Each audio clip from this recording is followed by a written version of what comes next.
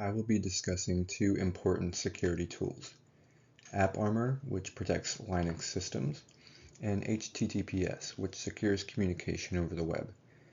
Both of these are crucial in modern IT environments where threats continue to evolve. I'll walk you through how AppArmor works, how to check its status, and practical hardening tips.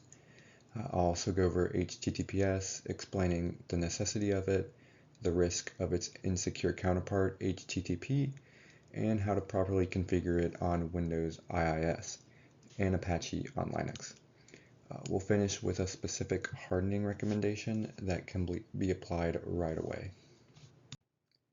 AppArmor is a security framework built into the Linux kernel. It is a mandatory access control system, meaning it enforces strict rules on what applications are allowed to do regardless of the user's permissions. AppArmor works by using profiles that are attached to programs. For example, the profile for Apache might say, this process can only be read from the web directory, it can listen on port 80, but it cannot modify system files or read other users' directories. This can stop attackers from exploiting a vulnerable service and then moving laterally across the system. Compared to SE Linux, which is very powerful but also can be complicated, AppArmor is considered easier to configure and manage, making it a more accessible option for many Linux administrators. One of the first things you want to do on a system that has AppArmor is to check to make sure it's active and how it's configured. You can do this with the command sudo aa status. This command gives you a summary, for example, how many profiles are loaded, how many are in enforce mode, how many are in complain mode, and which processes are confined.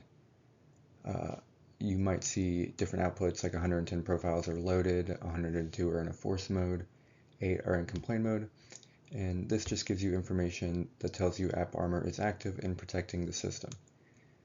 Some distributions, the command is sudo AppArmor status, which outputs the same information.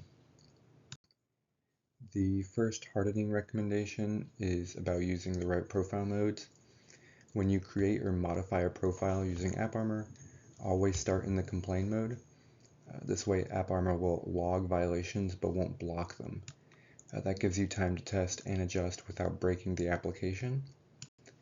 Once you're confident that the profile works as intended, you can switch it to enforce mode.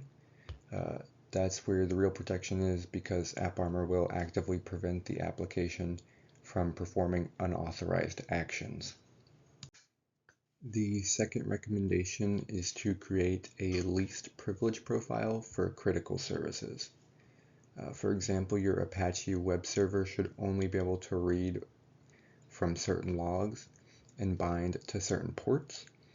It shouldn't have access to passwords or system binaries. With this in place, it can limit the damage if Apache is compromised.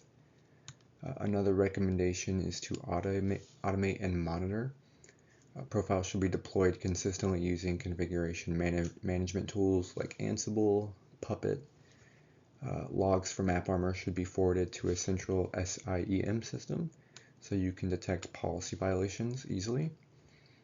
As applications evolve, profiles need to evolve as well. If you don't update them, you'll either see false positives in complain mode or accidental denials in enforce mode. Standard HTTP uses port 80 and sends everything in plain text. If you log into a website over HTTP, your username and password can be read by anyone that could intercept the traffic. HTTPS uses port 443 and encrypts traffic using TLS, or Transport Layer Security. This ensures that even if an attacker captures the packet, they can't read or modify the data. HTTPS gives three main protections: confidentiality because the data is private, integrity because the data cannot be tampered with in transit, and authentication because the certificate proves the server is who it claims to be. Without HTTPS, all three of those protections are lost. TLS is the modern version of SSL, but the term SSL is still commonly used. Older versions like SSL v2 and SSL v3 are completely insecure and should be disabled. Even TLS 1.0 and 1.1 are outdated. Recommendations in today would be to use TLS 1.2 or possibly TLS 1.3, which offers the best performance and strong encryption. It's not just about the protocol version though, it is also about the cipher suites. Weak algorithms like RC4 and MD5 should never be used. Instead, configure your service to use modern ciphers that support secrecy. AES GCM is probably the best example. For Windows IIS, the first step is to obtain a certificate. This can come from a commercial certificate authority or from some other site using an ACME client for Windows. Once you have that certificate, you can import it into the server certificate store.